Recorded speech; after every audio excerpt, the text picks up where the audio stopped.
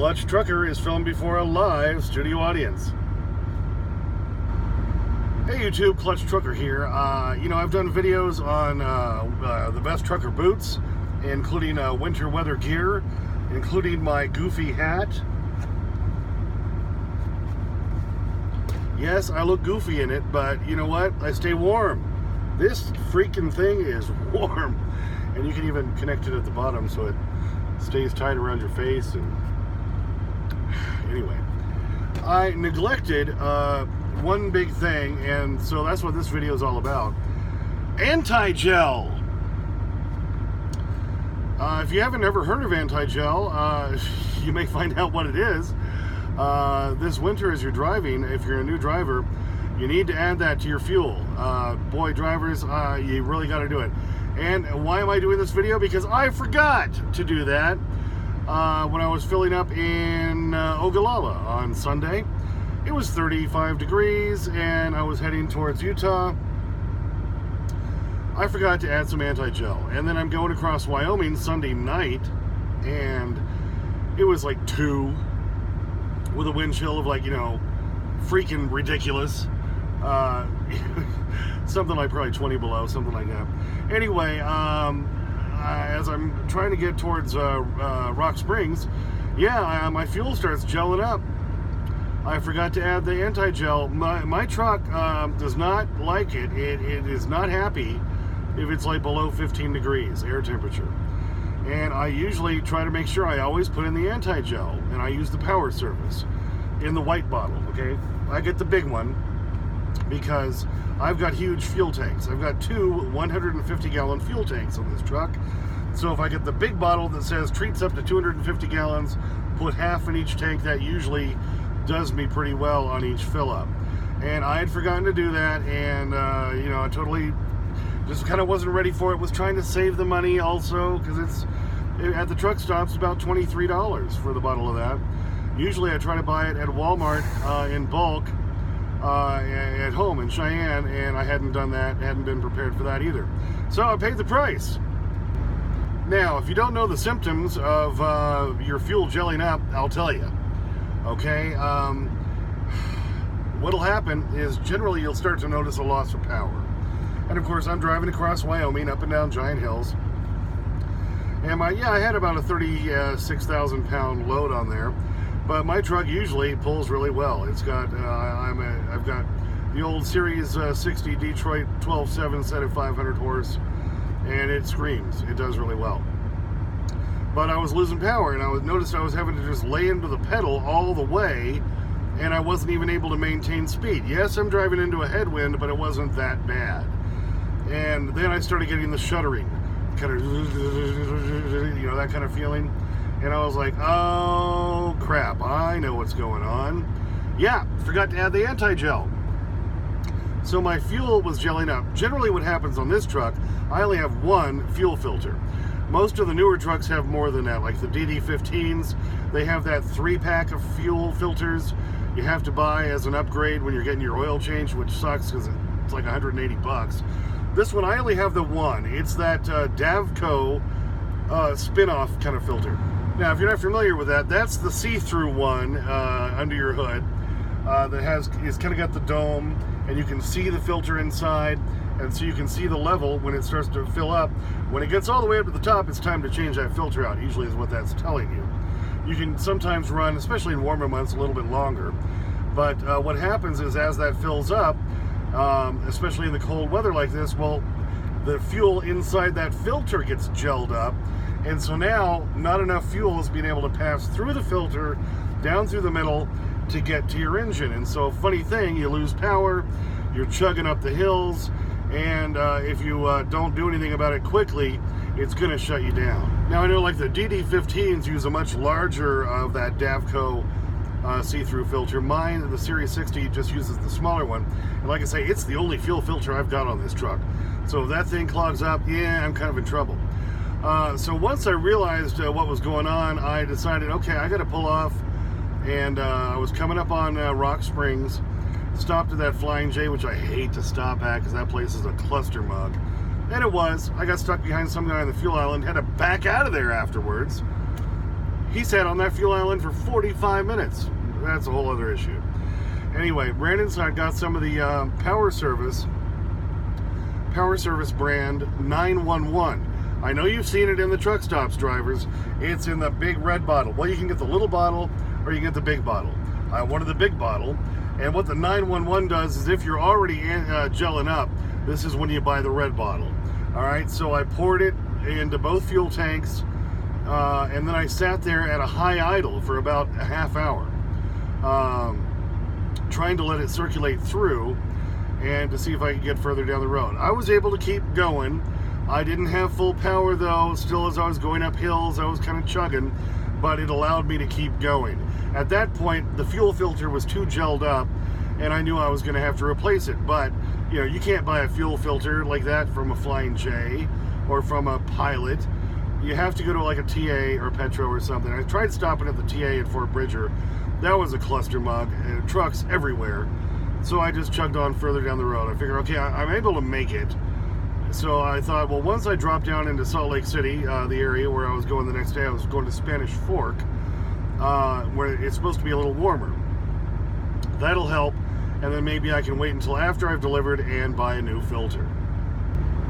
So that's what I did. After I delivered this morning, then I went to the Love's, because Love's now does oil changes. That means they have fuel filters. Hey! There was one just up the road, and I got a replacement filter. Then, then I needed something to drain. If you've never done one of these before, I'll explain it. You have to have something to drain your filter, your fuel out of that filter into. So I knew I needed to buy like a bottle of wiper washer fluid, and I didn't do that at the time. I was trying to make it to my next pickup. So after I made it to my next pickup, and they took 3 hours to load me. Anyway, drove over to the Flying J in Ogden, Utah, where I was at that point. I already had my fuel filter. Went in and got a bottle of the washer fluid, poured all that into my reservoir, and now I had an empty bottle so I could drain the fuel out of the fuel filter, the Davco, like I say, the see-through one, and was able to then drain the fuel out, because that's the first thing you have to do. So I took my empty now jug of what was washer fluid. You have to stick it under the little spout underneath. You just turn the handle and you drain the fuel out, okay? At that point, it had been warm enough in the day. It was like 30 degrees in the Salt Lake area, so it had ungelled enough that most of the fuel drained out of there. Then you close that valve, you set that aside because you're going to need that fuel later when you replace the filter. Now, then you have to take there's an outer ring on that Davco filter that you have to undo. Now, I have the tool, and it's down there in my side box, and I'd go get it and show it to you, except for the fact that it's freaking cold out there, and I don't want to have to go out to go get it. But it's a big, it looks like a giant tennis, like a big tennis racket with little notches in it. You slide that over there, and you can unwrench. It's kind of like a giant, well, if you know anything about doing cars, like your normal kind of oil filter wrench. It looks kind of like that, except it's got little notches. Like I say, it looks more like a tennis racket. I bought that a couple of years ago on Amazon for like $9 because I knew I wanted to be able to change my own Spon-off Davco filter if I needed to on the road, hence this situation. I usually carry a spare filter. I bought a case of them a couple of years ago, some Fleet Guards. But I had used the last one about a month and a half ago when I needed to replace that on the road, and forgot when I was at the house to put a spare in there, so I had to buy it at Love's. But I have the tool to undo it. So once you've taken that kind of dome thing off, you take the little, well, before you drain it, you got to take that top plug out so it will drain. Then your filter always comes with a new gasket for your spin-on filter and for the little top cap, okay? So then you take your old filter off. It's got a lot of fuel in it, so it's going to be leaking. You want to get it to a trash bag real quick, which I had handy. Then you put your new filter in with your new washer kind of adapter on it. Put the lid back on. You put your new gasket on the lid. Put that back down, and you wrench that back down. Now, you got to pour the fuel you drained out back in the top to let it get down around the filter, because of course you're taking all the fuel out of that fuel line. So you need to put some fuel back in there so your truck will start up again. This is the key. Once you've filled that back up again, you put that little cap back on the top. I've got the clickety cap. I bought that special so you don't over wrench it. It'll click, click, click, click, click like an aspirin bottle when it's tight enough. Okay, so I filled that back up. Start up the truck. Then you want to really hit that pedal because it's going to want to shut down on you. You don't want to let it do that because you probably won't get it restarted. So you just kind of keep hitting that pedal to get that engine up until it's a smooth flow and you can hear it in your engine. And once you know it's all smooth flowing, now you've replaced your filter, you're good to go. And that's what I had to do on the fuel island at the Flying J in Ogden. It only took about 15-20 minutes, not bad. And then I'm back on the road because I knew I wanted to do it before I headed back up into the mountains, back into Wyoming, where it was going to be like 10 below zero, which it is now. Because if I kept that other filter on there, I might not have made it back. I'm going to be going through the house, and I've got a load going over to the Omaha area. Okay, the reason I always carry a spare filter with me is being an owner-operator. I don't want to have to pay somebody to replace that. They're going to charge you at least a half hour of labor. Most places charge damn near $150 an hour now, so that's $75 plus the filter. Love's charged me $15 for that. They could have charged a lot more. Thank God it was only $15. So see, if I had them do it, that would have been $90. I saved $75 by doing it myself. Now, like I say, I always try to carry an extra filter with me. I bought a case of them from Ryder, of all people. They had some spares, I guess. They were only $8 a piece, so I bought a case of them a couple of years ago. So I have some at the house. So now, of course, I told my wife, please, I'm going to be coming through the house tomorrow. Don't let me leave without grabbing another one. So she went ahead, went out to the garage, grabbed it, and set it on the counter so it'll be there and staring at me. So I won't forget the damn, fuel filter. Okay, so the whole moral of this video is use anti-gel. I use the Power Service that comes in the white bottle, and it's anti-gel and injector cleaner and cetane boost. What is cetane boost? Well, that helps give your truck a little more oomph to it, even if you've never used it.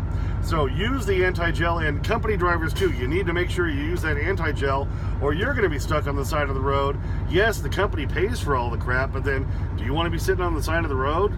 No, you don't. Use the anti-gel. So here's the big message of this video. Use the anti-gel. So see, even after you've been out here a long time, I've been out here 10 years, and still, you're always learning. Lesson learned, I should have put that in, and I didn't. So if you aren't even sure you're going to be going into a really cold climate, this time of year, you need to get that, and you need to put it in. Like I say, the red bottle, the 911, you use that when you're already screwed. You're already gelling up, okay? That's what that's for.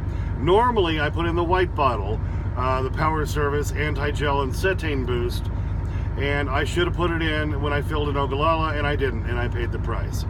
All right, I try to buy those in bulk, like 4 or 5 bottles at a time. I always clean out my local Walmart because they're only like $16 a bottle there, whereas 24, 25 or more at truck stops. So I try to carry a few bottles with me so I can always just add it when I fuel up. That's the best way to go all winter long. Use the anti-gel. That is the big message of this video. It's going to save your butt. Otherwise, you could be in trouble. And here I am now in Rawlins, Wyoming at the TA. Stopped to fuel up when I got here because I had, I'd say 1, 2, 3/8 of a tank. But when it gets cold like this, you want to have more fuel. So I added about another 75 gallons. I didn't want to fill it up because it's more expensive here. But I did want to put some more on. And yes, I went inside and I bought the white bottle of the anti-gel and cetane boost from Power Service and stuck it on in there so that I wouldn't have this problem again. Now, in the summer months, what I do like to run is Power Service makes a cetane boost in the gray bottle. It doesn't have the anti-gel in it, but it does help clean your injectors out and gives you a little bit extra oomph, and I found it to be very good. It's also around the same price at Walmart, about $16. Truck stops, 22, 24, 25, somewhere in that range. But I'm a big believer in the Power Service products, and they're available everywhere, which is the nice part. So if I didn't get a stock up at Walmart, I can still get them on the road. All right, so like I say, I'm not being paid by Power Service or anything, but hey, if they want to throw me some money, hey, I'll take it, baby. Thank you. Take money anywhere I can. Thanks. Anyway, hey, thanks for tuning in again to the Clutch Trucker channel. Tons of videos on all and everything about trucking, gadgets, cameras, the dash cams, GPSs, idiots, how not to be an ass wagon. I've got tons of videos. I think I'm over 100 videos now at this point. So scroll down, have some fun, check them out. Please subscribe, please like, please ring that bell, comment, sniff that magic YouTube fairy dust. As always, clutch out.